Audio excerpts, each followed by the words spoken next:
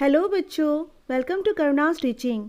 आज हम कक्षा 10वीं के आलोक भाग 2 में संकलित छायावादी युग के साहित्यकार श्री जयशंकर प्रसाद जी द्वारा रचित अत्यंत मार्मिक कहानी छोटा जादूगर पढ़ेंगे और समझेंगे।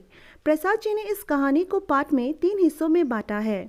यह एक ऐसी मनोरम व हृदय स्पर्शी कहानी है जिसमें आर्थिक विपन्नता का अर्थ है कमी या अभाव, और प्रतिकूल परिस्थितियों से संघर्ष करते हुए 13-14 वर्ष के एक लड़के के चरित्र को आदर्शात्मक रूप में प्रस्तुत किया गया है। इस कहानी में प्रसाद जी ने दिखाया है कि परिस्थिति की मांग से एक बालक किस प्रकार अपनी जिम्मेदारियों को उठाता हुआ अपने पांवों पर खड़ा हो जाता है। साथ ही इस कहानी में उस बालक को छोटा जादूगर के रूप में प्रस्तुत किया गया है, जिससे उसके मधुर व्यवहार, चतुराई, क्रिया कौशल, स्वाभिमान और मातृभक्ति से पाठक का मन सहज ही द्रवीभूत हो उठता है। तो आइए पाठ की ओर बढ़ते हैं। तो कहानी की शुरुआत कुछ इस प्रकार है। पृष्ठ संख्या 12 में कहानी के पहले हिस्से की शुरुआत करते हुए लेखक बताते हैं कि लेखक और छोटे जादूगर की पहली मुलाकात कैसे और कहाँ हुई। लेखक बताते हैं कि कार्निवल के मैदान में पहली बार लेखक ने छोटे जादूगर को देखा। उस मैदान में चारों ओर बिजली जगमगा रही थी। वहां आए हुए लोगों की हंसी चारों ओर गूंज रही थी। लेखक वहीं एक छोटे फुहारे के पास खड़े होकर लोगों को आनंद लेते हुए देख रहे थे। तभी उन्होंने देखा कि उसी फुहारे के पास एक छोटा सा लड़का खड़ा था और वो वहां खड़ा होकर चुपचाप शरबत पीने वाले लोगों को देख रहा था। लेखक बताते हैं कि उस छोटे लड़के ने फटा कुर्ता पहन रखा था और उसके गले के ऊपर एक मोटी सी सूत की रस्सी थी और साथ ही जेब में ताश के पत्ते थे। तो बच्चों, आप लोग समझ ही गए होंगे कि वह छोटा लड़का कौन था। जी हाँ, वह छोटा लड़का छोटा जादूगर था, जिसके बारे में हम इस पाठ में पढ़ेंगे। लेखक बताते हैं कि उस छोटे लड़के के मुख पर एक गंभीर विषाद यानी कि दुख के साथ साथ धैर्य की रेखा झलक रही थी। उसे देखकर ऐसा लग रहा था मानो उसके अभाव में भी संपूर्णता है। लेखक को पता नहीं लग रहा था कि वह उस बालक की ओर क्यों आकर्षित होते जा रहे हैं। लेखक उस लड़के से पूछते हैं कि उसने वहाँ क्या क्या देखा। तब वह छोटा लड़का लेखक को जवाब देते हुए कहता है कि उसने उस मैदान में सब कुछ देखा। चूड़ी कैसे फेंकते हैं, खिलौने पर निशाना कैसे लगाते हैं, तीर से नंबर कैसे छेदते हैं, सब कुछ जैसे हम दशहरे के मेले में देखते हैं ना, ठीक वैसे ही। छोटा लड़का बताता है कि उसने उस मैदान में जो जो खेल देखा उसमें से उसे सबसे अच्छा खेल खिलौने पर निशाना लगाना लगा। उसने कार्निवल के मैदान में आए हुए जादूगर के बारे में कहा कि जादूगर जो जादू दिखाने वहां आया है वो तो किसी भी काम का नहीं है, मतलब उसे जादू दिखाना बिल्कुल भी नहीं आता है जो जादूगर उस कार्निवल के मैदान में आया हुआ है। उसने बड़े ही निसंकोच भाव से कहा कि उससे अच्छा तो वो खुद ही ताश का खेल दिखा सकता है। आगे लेखक बताते हैं कि वह भी उस कार्निवल के मैदान में अकेले थे, इसलिए उन्होंने उस दिन उस बालक को ही अपना साथी मान लिया। दोनों ने पहले शरबत पी और खिलौने पर निशाना लगाने के लिए चल पड़े। निशाना लगाने जाते समय लेखक ने उस छोटे लड़के से उसके परिवार वालों के बारे में पूछा। पृष्ठ संख्या 13 में छोटा लड़का लेखक के सवाल का जवाब देते हुए कहता है कि उसके परिवार में वह और उसके माता पिता है। लेखक फिर से छोटे लड़के से पूछते हैं कि क्या उसके माता पिता ने उसे अकेले कार्निवल के मैदान में आने से मना नहीं किया। तब छोटा लड़का लेखक के सवाल का जवाब देते हुए बड़े ही गर्वता के साथ कहता है कि उसके पिताजी देश के लिए जेल गए हुए हैं और उसकी माँ बीमार है। माँ के बीमार होने की बात सुनकर लेखक ने छोटे लड़के से कहा कि तुम्हारी माँ बीमार है और तुम यहाँ तमाशा देख रहे हो। तो लेखक ने यह सवाल थोड़ा सा गुस्सा करके उस छोटे लड़के से पूछा। लेखक के इस सवाल को सुनकर छोटे लड़के के मुंह से तिरस्कार की हंसी फूट पड़ी, मानो वो छोटा लड़का मन ही मन सोच रहा हो कि लेखक को क्या पता कि उसके घर के हालात कैसे हैं। उसने लेखक को जवाब देते हुए कहा कि वह वहाँ मैदान में तमाशा देखने नहीं बल्कि तमाशा दिखाने आया है। तमाशा दिखाकर कुछ पैसे मिलेंगे तो वह उन पैसों से अपनी माँ के लिए दवा ले जाएगा। उसने लेखक से यह भी कहा कि लेखक ने उसे यदि शरबत न पिलाकर उसका खेल देखकर उसे कुछ पैसे दे दिए होते तो उससे अधिक प्रसन्नता होती, यानी कि उसे बहुत ज़्यादा खुशी होती। इतने छोटे लड़के के मुख से ऐसी बड़ी व समझदारी वाली बातें सुनकर लेखक को बड़ा आश्चर्य हो रहा था, जबकि उस छोटे लड़के की उम्र केवल 13-14 वर्ष थी। वह छोटा लड़का फिर लेखक से कहता है कि यदि उसकी माँ बीमार ना होती तो वह भी अपने बापूजी के साथ जेल में चला गया होता, परंतु बीमार माँ की देखभाल करने के लिए कोई ना होने के कारण वो जेल जा नहीं सका। साथ ही उसने सोचा कि खेल तमाशा दिखाकर कुछ पैसे मिलेंगे तो वह उन पैसों से अपनी माँ की दवा लेगा और भोजन करेगा। ये सारी बातें उस छोटे लड़के ने लेखक से कही। तो देखा बच्चों आपने, जिस उम्र में बच्चे पढ़ते लिखते खेलते कूदते हैं उस उम्र में छोटा जादूगर खेल तमाशा दिखाकर अपनी माँ की देखभाल में लगा हुआ था।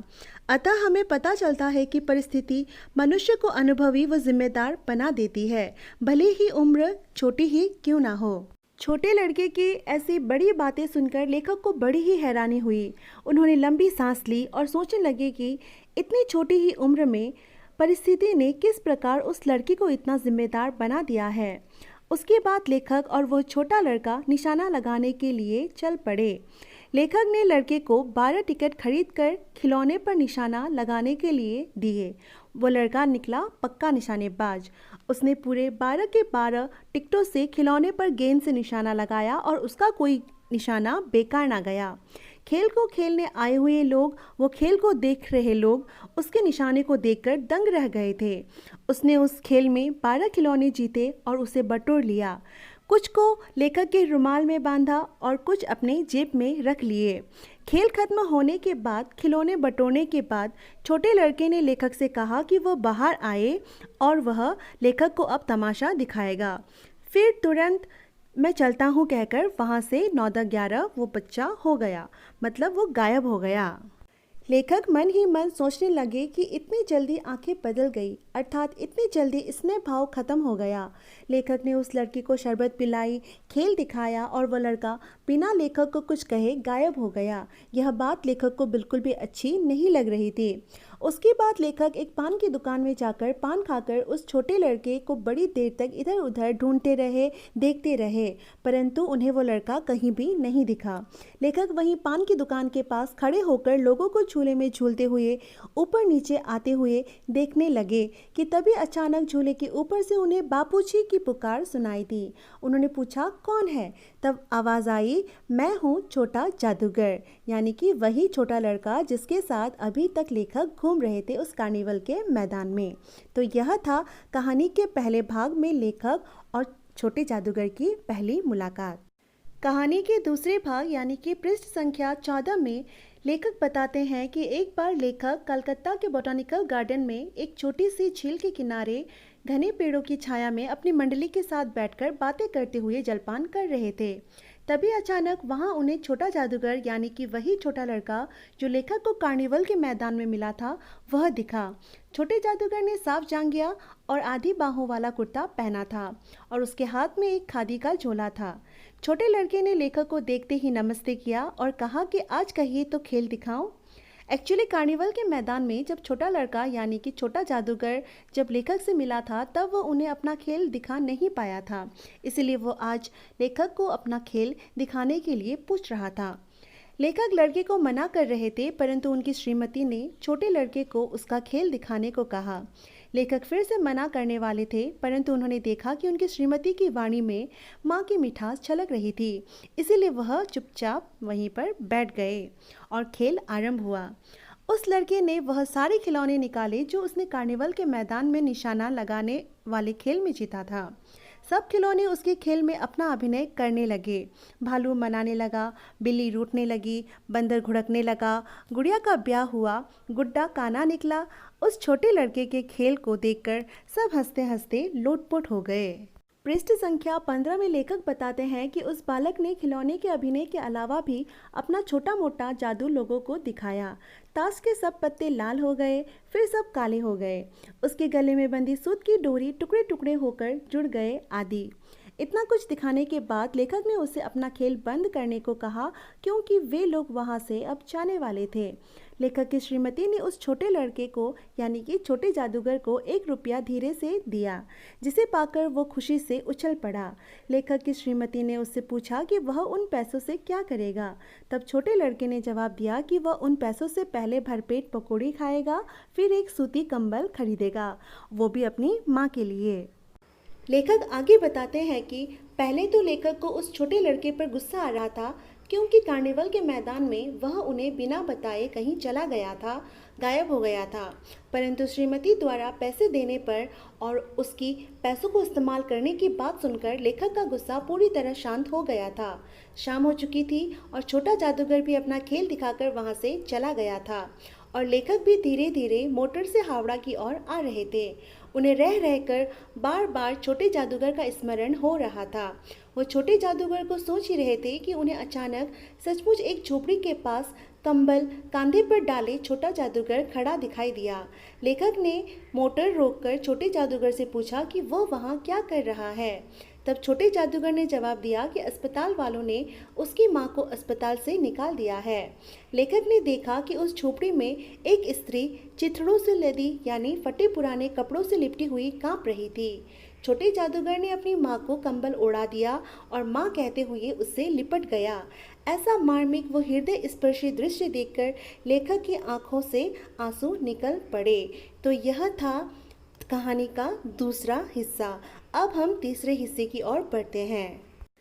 कहानी के तीसरे भाग व पृष्ठ संख्या 17 में लेखक बताते हैं कि लेखक के बड़े दिनों की ऑफिस की छुट्टी बीत चुकी थी और अब उन्हें आज ऑफिस समय से पहुंचना था। जैसे हमें भी गर्मी की छुट्टी मिलती है 1 महीने की, उसके बाद जब हम स्कूल जाते हैं तो उस दिन हम सोचते हैं कि पहले दिन हम भी स्कूल समय से पहुँचे। ठीक वैसे ही लेखक भी सोच रहे थे।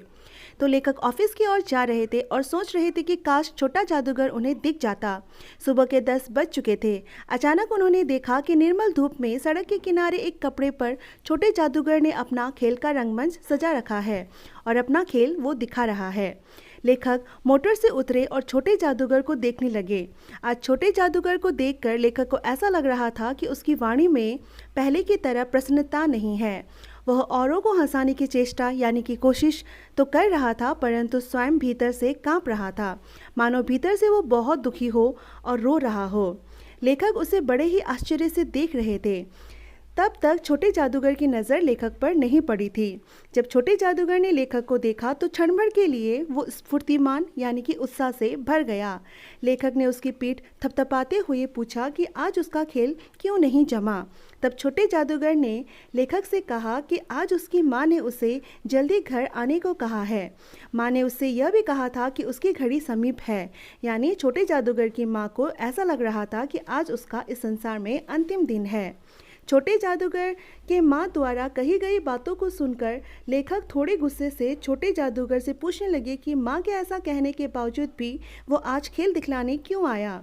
लेखक के ऐसा पूछने पर उसने कहा, ना क्यों आता, मतलब वो अभी आना तो नहीं चाहता था, पर अपनी माँ की देखभाल के लिए ही कुछ पैसे मिल जाएंगे सोचकर वो आया था।